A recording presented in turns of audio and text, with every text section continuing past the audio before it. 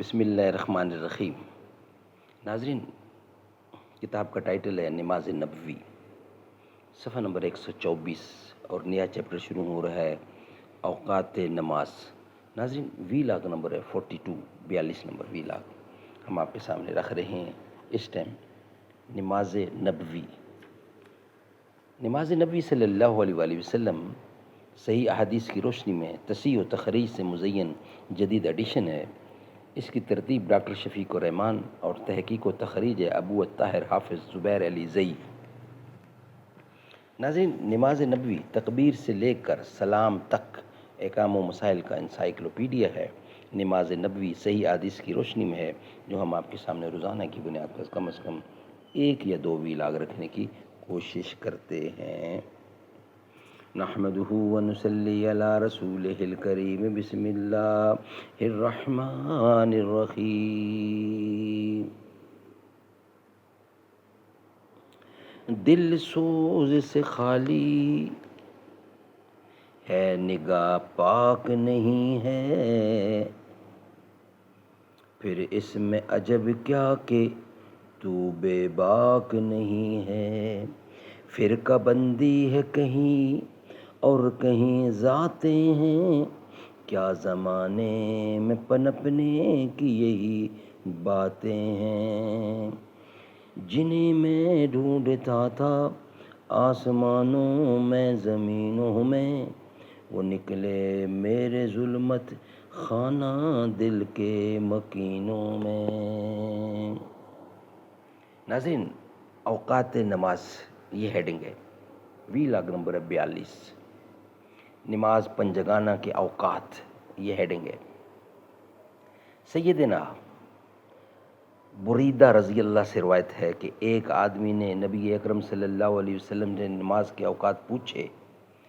آپ صلی اللہ علیہ وسلم نے فرمایا، تم ان دونوں میں ہمارے ساتھ نماز پڑھو۔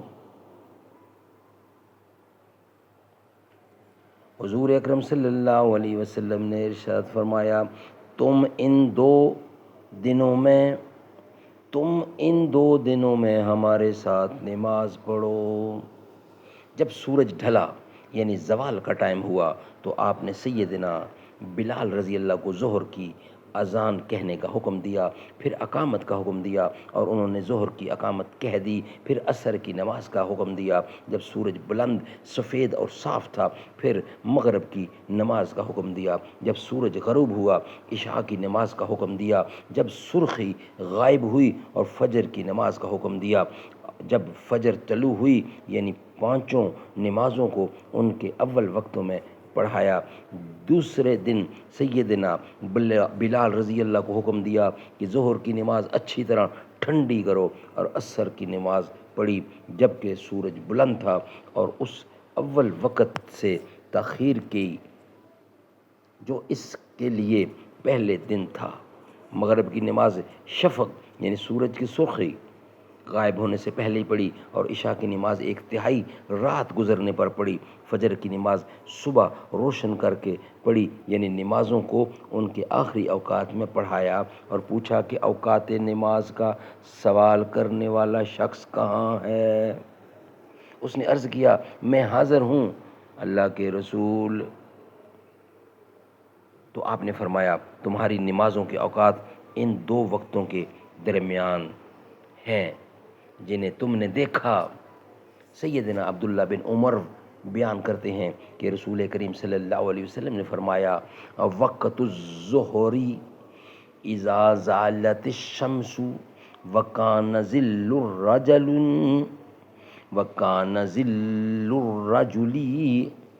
کطولہ ما لم تحضر العصر، ووقت العصر ما لم تصفر الشمس،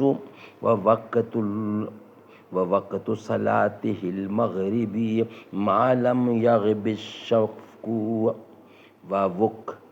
ووقت صلاة العشاء إلى نصف الليل الأوسط، ووقت صلاة الصبح من طلوع الفجر ما لم تطلع الشمس۔ نماز ظہر کا وقت سورج ڈھلنے سے شروع ہوتا ہے اور اس وقت تک رہتا ہے جب تک آدمی کا سایہ، یعنی جب تک آدمی کا سایہ اس کے قد کے برابر نہ ہو جائے، عصر کے وقت تک۔ اور نماز عصر کا وقت اس وقت تک ہے جب تک آفتاب زرد نہ ہو جائے۔ نماز مغرب کا وقت اس وقت تک ہے جب تک شفق غائب نہ ہو جائے۔ نماز عشاء کا وقت ٹھیک آدمی آدھی رات تک ہے پڑے، یعنی ٹھیک آدھی رات تک ہے۔ اور نماز فجر کا وقت طلوع فجر سے لے کر اس وقت تک ہے جب تک آفتاب طلوع نہ ہو جائے۔ شفق اس سرخی کو کہتے ہیں جو غروب آفتاب کے بعد آسمان کے کنارے پر مغرب کی جانب دکھائی دیتی ہے۔ نماز فجر اندھیرے میں پڑھنی چاہیے۔ ام المومنین سیدہ عائشہ رضی اللہ سے روایت ہے، انہوں نے فرمایا رسول اللہ صلی اللہ علیہ وسلم جب نماز فجر پڑھ لیتے تو عورتیں مسجد سے نبی اکرم صلی اللہ علیہ وسلم کے ساتھ نماز پڑھ کر اپنی چادروں میں لپٹی ہوئی واپس جاتی تھیں، وہ اندھیرے کی وجہ سے پہچانی نہ جاتی تھیں۔ معلوم ہوا کہ نبی اکرم صلی اللہ علیہ وسلم اندھیرے میں اول وقت نماز پڑھا کرتے تھے، اگرچہ نماز کا وقت صبح صادق سے سورج طلوع ہونے تک ہے، لیکن اول وقت میں پڑھنا افضل ہے۔ ناظرین، نیکسٹ ویلاگ میں اس کا کچھ بقیہ حصہ ہے انشاءاللہ ہم آپ کے سامنے رکھیں گے۔ یہ ویلاگ ہمارا یہاں ہی مکمل ہوتا ہے۔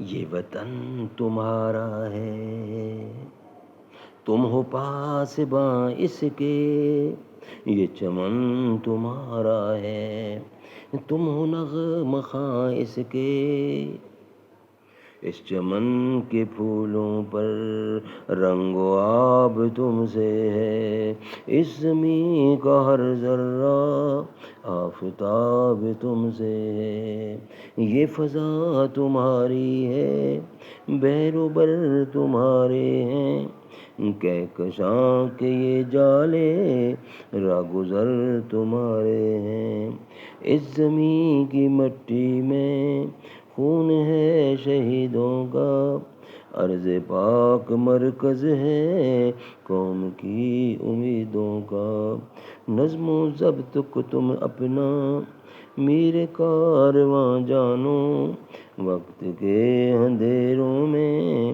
اپنا آپ پہچانو، یہ زمین مقدس ہے ماں کے پیار کی صورت، اس چمن میں تم سب ہو برگبار کی صورت، دیکھنا گوانا مت دولت یقین لوگو، یہ وطن امانت ہے اور تم امین لوگو۔